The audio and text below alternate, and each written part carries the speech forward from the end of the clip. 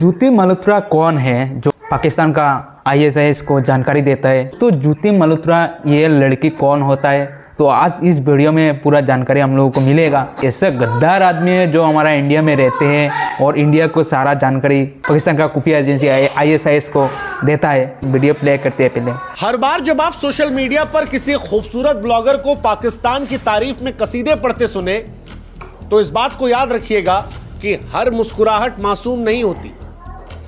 कुछ के चेहरे मासूम होते हैं लेकिन अंदर जहर भरा होता है। ज्योति मल्होत्रा ऐसी ही जहरीली थी जो कहने को तो हरियाणा की यूट्यूबर थी, चेहरा खूबसूरत था लेकिन दिल में देशद्रोह का काला जहर भरा था। वो हंसती थी भारत की बेटी बनकर लेकिन बिक चुकी थी पाकिस्तान के हाथों। आईएसआई का एक जिंदा टूल थी जो यूट्यूब और इंस्टाग्राम के जरिए एक तरफ भारत के युवाओं के दिलों में पाकिस्तान का मीठा जहर घोल रही थी तो दूसरी तरफ भारत की जानकारियां लव जिहाद में पढ़कर पाकिस्तान को पहुंचा रही थी। सोशल मीडिया पर इश्क लाहौर की पोस्ट करके गद्दारी भारत से कर रही थी। भारतीय सुरक्षा एजेंसियों और पुलिस ने उसे धर दबोचा। उसने लिखित में कबूलनामा किया, लेकिन सवाल यह है कि ऐसे देशद्रोहियों का भारत में गटर कितना गहरा है। कितने और ज्योति भारत की मिट्टी पर सांप बनकर रेंग रहे हैं।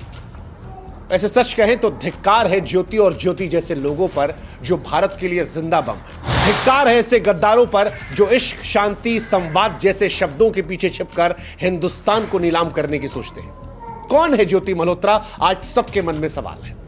हालांकि हम चाहते हैं कि आप भी हमारी एक मदद करें, हमारे व्हाट्सएप चैनल से जुड़ें।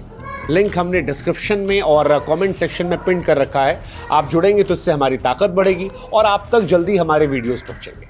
ज्योति मल्होत्रा हरियाणा की ट्रैवल ब्लॉगर थी। यूट्यूब और इंस्टाग्राम पर लाखों फॉलोअर थे। पूरी प्रोफाइल जो है वो पाकिस्तान पाकिस्तान पाकिस्तान से भरी पड़ी है। दिखने में खूबसूरत, आवाज़ सुंदर।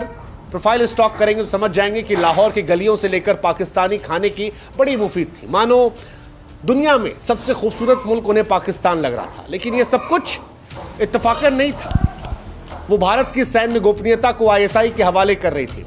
वो लिख रही थी इश्क लाहौर लेकिन गद्दारी दिल्ली से कर रही थी। हंसमुख चेहरा, मासूम दिखने वाली कहानियां लेकिन इरादा देशद्रोह का। ज्योति मल्होत्रा एक दो मुही नकाबपोश देशद्रोही थी जिसने अपने ब्लॉग्स के जरिए पाकिस्तान के एजेंडा को भारत के युवाओं के दिमाग में घुसाया। वो न सिर्फ भारत की जमीनी हकीकत को झुटलाकर पाकिस्तान की चमक को दिखा रही थी बल्कि सैन्य जानकारियां भी दुश्मन को बेच रही थी। और यह सब कुछ क्यों था? क्योंकि उसे दानिश नाम के एक पाकिस्तानी एजेंट से मोहब्बत हो गई थी जिसने लव जिहाद के चक्कर में, जिसने पाकिस्तान की तरफ से साजिश करने के चक्कर में इस लड़की को फंसाया था। 2023 में ज्योति पाकिस्तान गई थी और यह पाकिस्तान की यात्रा कोई सैर सपाटा नहीं थी बल्कि आईएसआई की शातिर साजिश का पहला कदम था। पाकिस्तानी उच्चायोग ने उसके वीजा से लेकर उसके रहने, खाने, आने जाने का पूरा इंतजाम किया और वहीं पर उसकी मुलाकात हुई दिल्ली में पाकिस्तानी उच्चायोग के कर्मचारी एहसान और रहीम उर्फ दानिश से। दानिश ने ज्योति को अपने झूठे इश्क के जाल में फंसाया। ये कोई प्यार वैर नहीं था, ये लव जिहाद की सुनियोजित साजिश थी। दोनों के बीच संबंध बढ़े। ज्योति का दिमाग जो है वो पाकिस्तानी प्रचार तंत्र ने पूरी तरह जकड़ लिया। पैसे भी दिए गए, इसे मदद की गई, दुनिया भर में घुमाया गया, दुनिया भर में अय्याशियां करवाई गई। दानिश ने उसे तमाम पाकिस्तान के आईएसआई एजेंट से मुलाकात करवाई, उसके सारे शौक पूरे किए। हाल ही में दानिश के साथ वो इंडोनेशिया के बाली भी गई थी, जो दर्शाता है कि दानिश ने इसे फंसाने के लिए किस हद तक जाकर इसका दिल जीता।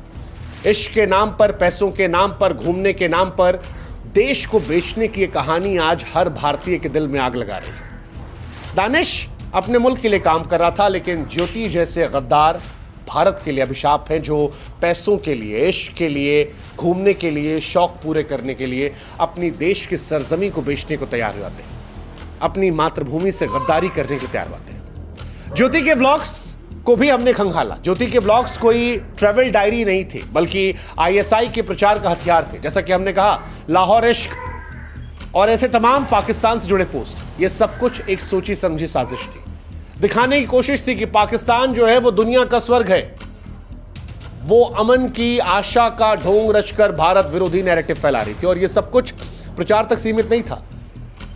जो खबर आई है वो और सेंसिटिव है। यहां तक कहा जा रहा है कि ज्योति ने भारत की सुरक्षा को ताक पर रखकर भारतीय सेना से जुड़ी तमाम गतिविधियों, गोपनीय जानकारियों को भी यहां से फॉरवर्ड किया।